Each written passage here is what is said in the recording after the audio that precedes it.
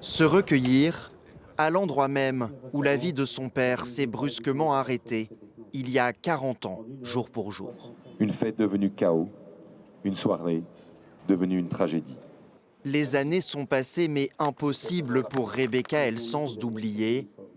Le temps s'arrête lorsque les images de la catastrophe sont projetées sur les écrans du stade. Beaucoup d'émotions, hein, forcément, de revenir sur les lieux où mon papa a perdu la vie, hein.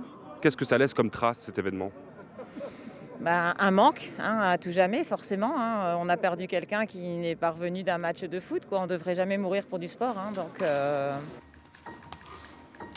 Le 29 mai 1985, son père facteur quitte la chapelle d'Armentières pour assister à la rencontre entre Liverpool et la Juventus au stade du Heysel à Bruxelles.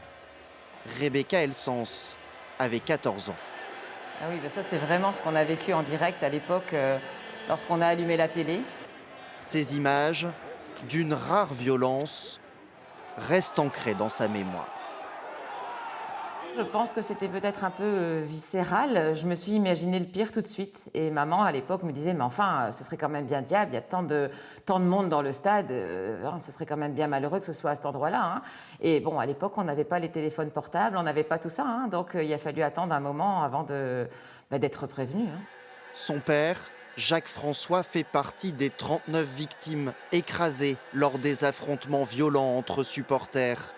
Un fan de football venu voir la légende Platini, mort dans les tribunes d'un stade. Un stade qui n'était pas du tout adapté pour accueillir une finale comme ça, hein. Un stade très vétuste, on le voit d'ailleurs sur les images, hein. Il faut vraiment avoir des leçons à garder de ce drame.